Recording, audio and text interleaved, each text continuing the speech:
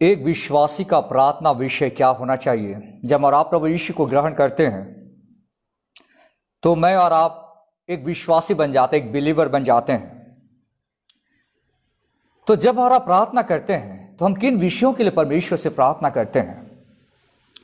हमारी प्रार्थना जब परमेश्वर के पास पहुंचती है तो कौन से विषयों को लेकर मैं और आप परमेश्वर से प्रार्थना करते हैं? हमारे प्रेयर कंटेंट्स या हमारे प्रेयर पॉइंट्स क्या रहते हैं? दूसरे शब्दों में, हमें किन किन विषयों के लिए परमेश्वर से प्रार्थना करनी चाहिए? जनरली हमारी प्रार्थनाओं में या हमारी प्रार्थना का जो लिस्ट होता है उसमें सिर्फ वही विषय होते हैं जो सिर्फ हमारे व्यक्तिगत लाभ से संबंधित है, हमारे परिवार से संबंधित है या हमारी कलीसियाओं से संबंधित है। हम उसी प्रकार के प्रार्थना निवेदन, उसी प्रकार के प्रार्थना विषय के लिए परमेश्वर से प्रार्थना करते हैं। कई प्रकार की प्रार्थनाएं होती है। कोई कोई प्रार्थना तो हम सिर्फ एक बार करते हैं और उसके बाद हम दोबारा प्रार्थना नहीं करते उस विषय के लिए। जैसे उदाहरण के तौर पे जब किसी की शादी होने वाली रहती है तब वो अपनी शादी के लिए प्रार्थना करते रहता है। जब शादी हो जाती है तो दोबारा शादी के लिए प्रार्थना नहीं करता। कई बार हमारी जो प्रार्थनाएं होती है मुश्किल से रिपीट होती है। जैसे कोई व्यक्ति मेहनत कर रहा है, काम कर रहा है और उसे घर की जरूरत है तो वो परमेश्वर से प्रार्थना करता है कि प्रभु उसे घर दे, और जब वो घर उसे मिल जाती है तब वो दोबारा उस विषय के लिए प्रार्थना नहीं करता। या तो कोई व्यक्ति जब दोबारा कोई और घर बनाना चाहता है तो उसके लिए परमेश्वर से प्रार्थना करता है। कई सारी हमारी जो प्रार्थनाएं होती है बार बार रिपीटेड होती है, बार बार पुनरावृत्ति होती है। हम उन चीजों के लिए हमेशा प्रार्थना करते हैं। पर कई सारे ऐसे विषय भी हैं जो परमेश्वर के वचन में दिया जिनके विषय में हम कभी प्रार्थना करते ही नहीं है। अगर कोई आपसे पूछता है तो आपके प्रार्थना निवेदन क्या है, तो आप तुरंत अपने प्रार्थना निवेदन को बोल देते हैं जो आप डेली आप परमेश्वर से प्रार्थना करते हैं। जैसे कोई व्यक्ति बीमार है तो आप कहेंगे आपका प्रार्थना विषय क्या है, तो वो तुरंत बोलेगा मैं बीमार हूं, मेरे लिए आप प्रार्थना करिए। कोई सोचेगा कि उसे काम नहीं मिल रहा है कई दिनों से और वो प्रार्थना करेगा कि मुझे काम नहीं मिल रहा है, इसलिए आप भी मेरे लिए प्रार्थना करें कि मुझे काम मिल जाए। मेरे घर में आर्थिक तंगी है, आप प्रार्थना करें कि मेरी आर्थिक तंगी दूर हो जाए। मैंने एग्जाम लिखा है और एग्जाम में मैं पास होना चाहती हूं या चाहता हूं, आप प्रार्थना करें कि मेरे अच्छे नंबर आ जाए। मुझे ये सामान खरीदा, मुझे वो सामान खरीदा, मैं कई दिनों से प्रार्थना कर रही हूं प्रभु ये चीज मुझे तू दे दे, नहीं दे रहा है परमेश्वर, इसलिए आप प्रार्थना करें। अच्छी बात, इन चीजों के लिए हम परमेश्वर से प्रार्थना करते हैं। निश्चितों से हमें इन बातों के लिए, इन विषयों के लिए प्रार्थना करनी चाहिए। एक विश्वासी का प्रार्थना विषय क्या होना चाहिए? दूसरे शब्दों में, हमें किन किन विषयों के लिए प्रार्थना करनी चाहिए और हमारे प्रार्थना लिस्ट में कौन कौन से विषय होने चाहिए? आज मैं और आप परमेश्वर के वचन से प्रार्थना का विषय क्या होना चाहिए उसको सीखने का प्रयास करेंगे। अगर आप परमेश्वर के वचन में पढ़ते हैं, परमेश्वर के वचन में प्रार्थना विषय के बारे में बहुत सारी बातें बताई गई है। प्रार्थना विषय नंबर 1 आज मैं आपको जो बता रहा हूं वो यह है, अपमान करने वालों के लिए प्रार्थना करना। देखिए, जब और आप परमेश्वर से प्रार्थना करते हैं, क्या हमारे प्रार्थना लिस्ट में हमारे जो अपमान करते हैं, हमें जो नीचा दिखाते हैं, क्या हम उनके लिए प्रार्थना करते हैं? अगर आप यहां पे पढ़ेंगे, देखिए मैं पढ़ रहा हूं आप लोगों के लिए, लूका रचित सुसमाचार उसका 6वां अध्याय 28वां पद लिखता है, जो तुम्हें श्राप दे उनको आशीष दो और जो तुम्हारा अपमान करे उनके लिए प्रार्थना करो। Pray for those who mistreat you. जो हमें अपमान करते हैं, बाइबल में लिखा है कि हमें उनके लिए प्रार्थना करनी चाहिए। अपमान करने वालों के लिए प्रार्थना करनी चाहिए। हम जब भी प्रार्थना करते हैं, कई सारे लोग हमारा अपमान करते हैं। देखिए, अपमान क्या होता है? कोई व्यक्ति गरीब है तो अमीर व्यक्ति उसका अपमान करेगा क्योंकि वो गरीब है। कोई व्यक्ति कम पढ़ा लिखा है तो पढ़ा लिखा व्यक्ति उसे नीचा दिखाएगा क्योंकि यह कहेगा कि तुझे कुछ आता ही नहीं, तू तो अनपढ़ गंवार है। अपमान करते हैं। कई सारे लोग शहरों में रहते हैं तो कई बार गांव में रहने वाले लोगों को कहते हैं कि तुम तो गांव में हो, तुमको कुछ आता ही नहीं है, उसका अपमान करते हैं। कई बार आपके परिवार के लोग आपका अपमान करते हैं, बोले कि ये तो अब यीशु को मानने वाला हो गया, और आपको नीचा दिखाने का अपने समाज के बीच में कोशिश करेंगे कि ये व्यक्ति अब यीशु का चेला बन गया, अब ये व्यक्ति प्रभु यीशु पर विश्वास करने वाला इंसान बन गया, इसलिए कोई ना कोई रास्ता देखते रहेंगे कि लोगों के सामने उसको अपमान करें, लोगों के सामने उसको नीचा दिखाएं। कोई ज्यादा पढ़ा लिखा है तो उसे अच्छी इंग्लिश आती है, तो कई बार वो लोगों को नीचा दिखाता है कि तुझे कुछ आता ही नहीं है, तू उससे आगे बढ़कर कुछ कर भी नहीं सकता, लोगों को अपमान करते हैं। यहां पे परमेश्वर के वचन में लिखा है कि जो तुम्हारा अपमान करें उनके लिए प्रार्थना करो। कई बार आप प्रभु को ग्रहण तो कर लेते हैं, समाज में लोग आपको अपमान करने की कोशिश करते हैं, आपके रिश्तेदार आपको अपमान करने की कोशिश करते हैं, और आपके साथ साथ आपके बच्चों को भी बाहर अपमानित होना पड़ता है। कई बार किसी स्कूल में पक्षपात किया जाता है, या किसी जगह पे पक्षपात किया जाता है कि ये तो क्रिश्चियन बन गया है, इसलिए उनके बच्चों के साथ अन्याय किया जाता है। शहरों से ज्यादा गांव में ये बातें बहुत ज्यादा घटती है। मुझे अभी भी मालूम है, जब मैं स्कूल पढ़ रहा था और हमारे परिवार ने जब प्रभु को ग्रहण किया, सच्चा उद्धारकर्ता परमेश्वर को जाना, तो जिस स्कूल में हम लोग पढ़ते थे, खैर जब मैं पहली से 8वीं तक पढ़ा तब मेरे घर के पास ही स्कूल थी और मैं वहां जाया करता था। पर जब मैं 8वीं पास हो गया तो मैं एक दूसरे स्कूल में जाने लगा जहां पे मैं 9वीं से आगे पढ़ सकूं, और वहां पे एक टीचर था, वो जनरली क्रिश्चियन लोगों को पसंद नहीं करता था, तो वो मुझे पसंद नहीं करता था। और मैं जब अपने घर से दूर उस स्कूल में पढ़ने गया 9th में, तो वो शुरू से ही मुझे बहुत ही मतलब एक अपमान की दृष्टि से देखा करता था। वो टीचर स्कूल में, वो हमको संस्कृत पढ़ाता था, और मैंने उसे कभी कुछ नहीं कहा, और न मैंने इसके लिए कोई मन में उसके प्रति कुछ बुरी भावना को रखा। मेरा तो काम था सिर्फ पढ़ाई करना, क्योंकि मैं पढ़ने के लिए गया था स्कूल में। शुरुआती समय से ही वो व्यक्ति थोड़ा सा अलग नजरिया से पक्षपात किया करता था। मैंने इस बात को जाना कि अगर मुझे स्कूल में रहना है तो इस स्कूल में एक ही जरिया है जिससे मैं इनकी मेंटालिटी को चेंज कर पाऊं, इस स्कूल के जो टीचर्स हैं उनकी सोच को बदल सकूं। जब मैं अच्छी पढ़ाई करूंगा, मेरे जब अच्छे नंबर आएंगे तो इस टीचर का रवैया मेरे प्रति बदल जाएगा, और वो व्यक्ति मेरा टीचर है पर मेरा रेस्पेक्ट करना सीखेगा। और हमने इसलिए इन किसी बातों पे ध्यान नहीं दिया, हमने सिर्फ पढ़ाई पे ध्यान दिया, और हम पढ़ाई करने लगे। और जब मैं पढ़ाई करने लगा, मुझे मालूम है कि जब हम 9th में थे उस साल बहुत रिजल्ट खराब आया हमारे क्लास में। मेरे ख्याल से कुछ 40 या 41 बच्चे थे 9th क्लास में, बहुत खराब रिजल्ट आया। तो मैं भी सोचने लगा कि शायद मेरा रिजल्ट तो खराब ना आए। तो जिस दिन रिजल्ट डिक्लेरेशन होता था तो उस दौरान सारे स्टूडेंट्स को बुलाया जाता था, और जो टीचर्स होते हैं प्रिंसिपल रिजल्ट डिक्लेयर करते हैं, और उस प्रकार रिजल्ट डिक्लेयर कर रहे थे। और जब रिजल्ट डिक्लेयर किए तो उन्होंने कहा कि मेरा जो नाम है, मैं अपने स्कूल में अपने क्लास में सबसे टॉप कर गया हूं। मुझे और आपको इस बात को जानना बहुत जरूरी है कि कई बार ऐसा हो सकता है कि लोग अपना अपमान करें, हमें नीचा दिखाने की कोशिश करें, और उसके बाद उसका रवैया बदल गया। मैं अपने पूरे साला का स्कूल का मैं मॉनिटर बन गया, और मैं अपने स्कूल को रिप्रेजेंट करने लगा। परमेश्वर मेंटालिटी को बदल देता है, पर हमें उनके लिए प्रार्थना करना है। यहां पे लिखा है, अपमान करने वालों के लिए प्रार्थना करो। अपमान करने वालों के लिए प्रार्थना करो। बाइबल में लिखा है कि जो हमें मिसट्रीट करते हैं, जैसे आप मत्ती रचित सुसमाचार पढ़ते हैं उसका 5वां अध्याय में, जो हमें परेशान करते हैं, तो हमें प्रभु में आनंदित होना चाहिए। मत्ती रचित सुसमाचार उसका 5वां अध्याय 11 और 12 पद में लिखा है कि जब कोई धन्य हो तुम जब मनुष्य मेरे कारण तुम्हारी निंदा करें और सताएं और झूठ बोल बोल कर तुम्हारे विरोध में सब प्रकार की बुरी बातें कहें, आनंदित और मगन होना, क्योंकि तुम्हारे लिए स्वर्ग में बड़ा फल है।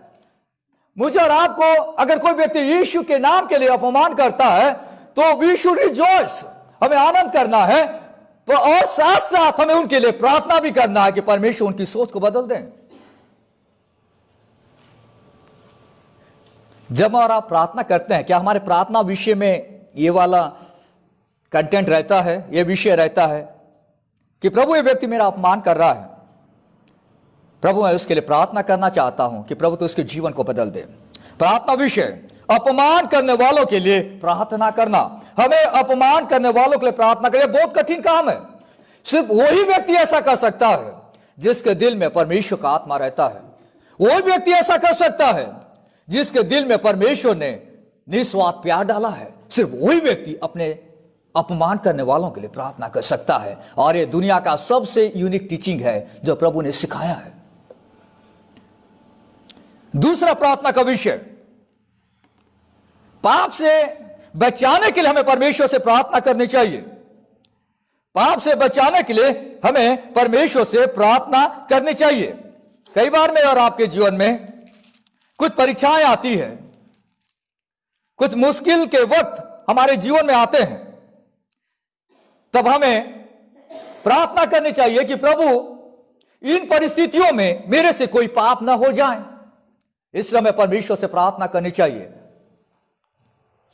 जब आप लूका रचित सुसमाचार उसका 22वां अध्याय पढ़ते हैं, यीशु मसीह जैतून के पहाड़ पर गए हुए थे और वहां पे जब वो प्रार्थना कर रहे थे तो उसके बाद यहूदी लोग, धर्मगुरु लोग यीशु को पकड़ने के लिए आए थे और यीशु को पकड़ कर ले गए थे और यीशु को उन्होंने क्रूस काट पे चढ़ाया था। ये उस रात की बात है जो लूका 22 उसका 39 और 40 पद में लिखा है। तब वो बाहर निकलकर अपनी रीति के अनुसार जैतून के पहाड़ पर गया और चेले उसके पीछे हो लिए। उस जगह पहुंचकर उसने अपने चेलों से कहा, प्रार्थना करो कि तुम परीक्षा में न पड़ो। कई बार परिस्थितियां हमारे विपरीत हो सकती है लाइफ में, जहां पे हमें समझ में नहीं आता कि हमें क्या करना चाहिए। यीशु ने अपने चेलों को कहा कि ऐसी स्थिति में तुम प्रार्थना करो कि तुम पाप करने से बच सको। यह उस समय की घटना है जब पूरे यहूदी लोग यीशु के अगेंस्ट में थे, यीशु को पकड़ने के लिए आने वाले थे। चेलों के लिए भी एक परीक्षा का समय था कि हमें यीशु का साथ देना चाहिए। तब यीशु मसीह उन्हें एनकरेज कर रहे हैं कि अब एक बहुत बड़ी घड़ी आने वाली है और पूरा रोमन सैनिक और इस्राएली और यहूदी और फरीसी और धर्मगुरु लोग मुझे पकड़ने आने वाले इस रात को, इस वक्त, इसलिए प्रार्थना करो। इसलिए प्रार्थना करो क्योंकि परिस्थितियां अभी थोड़े समय में बदलने वाली है। हम दुनिया में नहीं जानते कब किसके जीवन में किस प्रकार की परिस्थितियां आ जाएगी, पर हमें पहले से मेंटली प्रिपेयर्ड होना चाहिए। इस नए वर्ष में हमें इस बात को ध्यान रखना बहुत जरूरी है कि किस प्रकार की परिस्थितियां किसके लाइफ में आएगी और वो कैसे उसे फेस कर पाएगा, कैसे उस पर जीत पाएगा, उसे नहीं मालूम। पर उसे एक बात को हमेशा ध्यान में रखना चाहिए और उसे प्रार्थना करते रहना चाहिए कि परमेश्वर पाप होने से तू मुझे बचा ले। इस परिस्थिति में परमेश्वर जब किसी की परीक्षा करता है तो उसे मजबूती देने के लिए करता है। शैतान जब किसी की परीक्षा करता है तो उसे पाप में गिराने के लिए करता है। यानी परमेश्वर की परीक्षा को हम लोग टेस्ट कर सकते हैं या परख कर सकते हैं। परख जो शब्द है, विश्वास की परख, यानी जब एग्जाम में कोई इंसान लिखता है तब यह पता चलता कि कौन कितना पढ़ाई कर रहा है। जब परमेश्वर हमारे जीवन की परख करता है तो कई बार कुछ परिस्थितियां हमारे लाइफ में आती है, पर वो परिस्थितियां इसलिए आती है कि मैं और आप शुद्ध सोना बनकर बाहर निकलें। ऐसी स्थिति में हम अपने विश्वास को साबित कर सकें। हम उस गीत को भी गा रहे थे कि जाने हम प्रभु की योजना परीक्षा की घड़ियों में। ऐसी स्थिति में परमेश्वर चाहता है कि हम खरा निकल जाएं, प्योर सोना बनकर बाहर निकले। सोने को आग में डाला जाता है, भट्टी में डाला जाता है और सोने में निखार आता है। परमेश्वर जब किसी व्यक्ति की परीक्षा करता है तो परमेश्वर उसे नीचे गिराने के लिए नहीं, परमेश्वर तो उसमें निखार लाना चाहता है कि और ज्यादा सुंदर दिखे, और परमेश्वर उसके साथ है।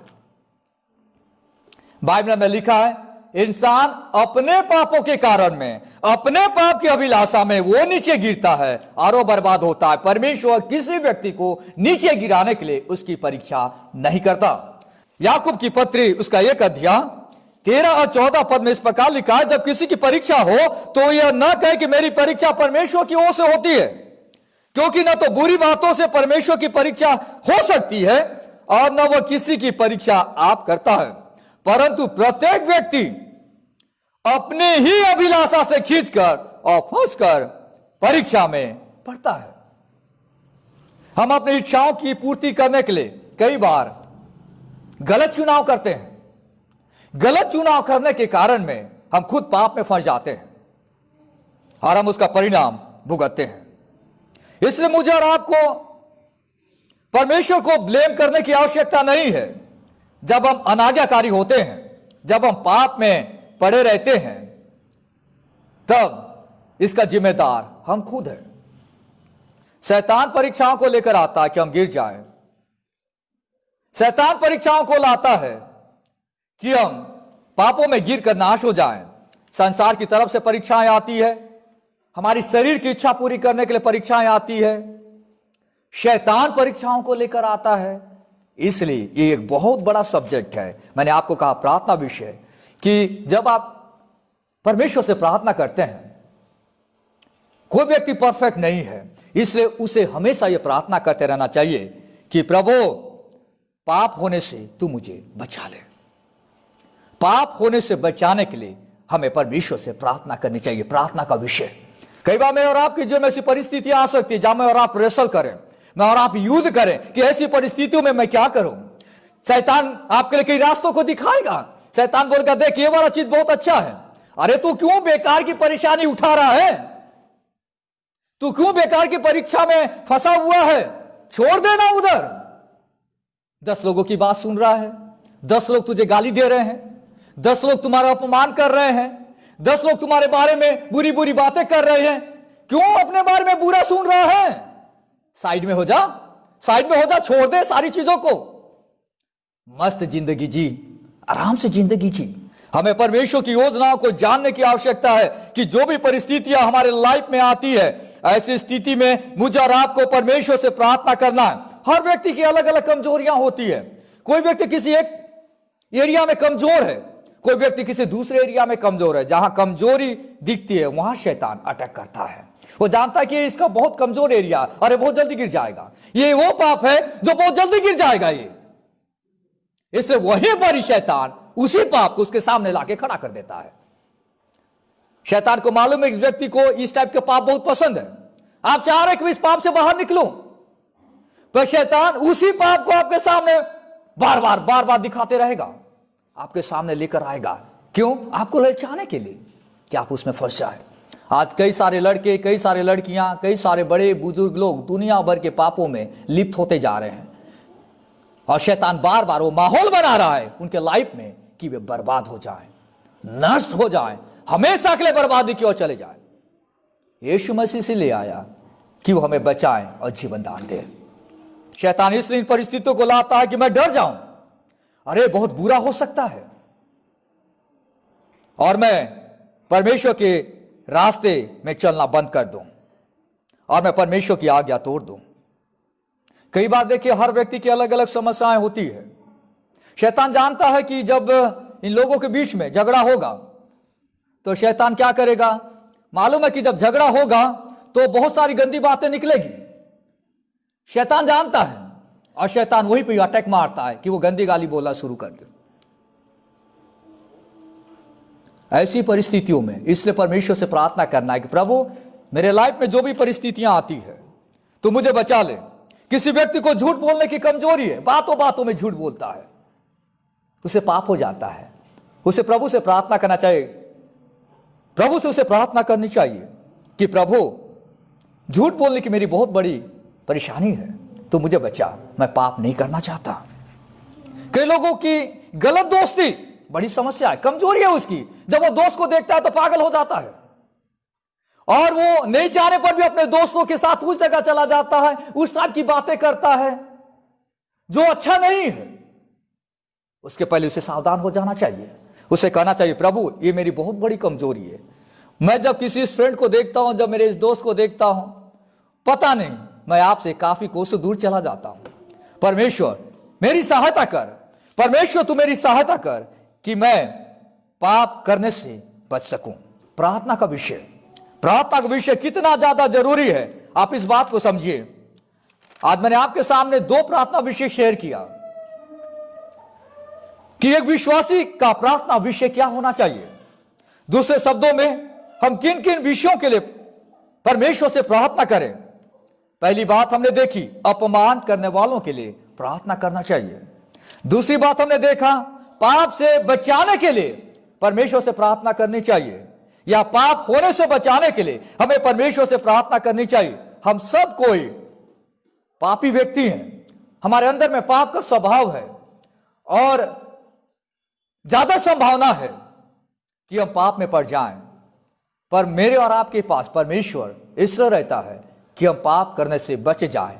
हमेशा परमेश्वर पे हमें निर्भर होना चाहिए और परमेश्वर से प्रार्थना करना चाहिए कि प्रभु, ये मेरा बहुत ही कमजोर एरिया है। पिछले साल मैं इस पाप में बर्बाद हो गया हूं, मैं जीत नहीं पाया। प्रभु, इस साल 2021 में तू मेरी सहायता कर कि ये परिस्थितियां मेरे लाइफ में ना आए। अगर आ भी जाए परमेश्वर, तो मुझे बचा ले कि मैं पाप न कर सकूं और तेरे साथ आगे बढ़ सकूं। आइए हम प्रार्थना करें। प्यारे परमेश्वर, हम धन्यवाद देते हैं, आपके जैसा कोई परमेश्वर नहीं। प्रभु, आज हम आपके चरणों में आए हैं। हम आपके वचन में देखते हैं कि प्रभु, कई प्रकार के प्रार्थना विषय का जिक्र किया गया है। आज हम परमेश्वर आपके पास आए हैं। आपसे परमेश्वर हम प्रार्थना करते हैं, जो भी लोग परमेश्वर आज इस वचन को सुन रहे हैं और उनका कोई भी प्रभु अपमान करता है, उनके जीवन को आप बदल दे। प्रभु, हमारे जीवन में कैसी परिस्थितियां आती है जहां पे हम पाप कर बैठते हैं, आपकी आज्ञा को तोड़ देते हैं। प्रभु, ऐसी अवस्था में आप हमारी सहायता करें, मदद करें कि हम उन पापों में न पड़ें। आज के सुंदर वचन के लिए धन्यवाद। यीशु के नाम से प्रार्थना मांगते हैं, आमीन।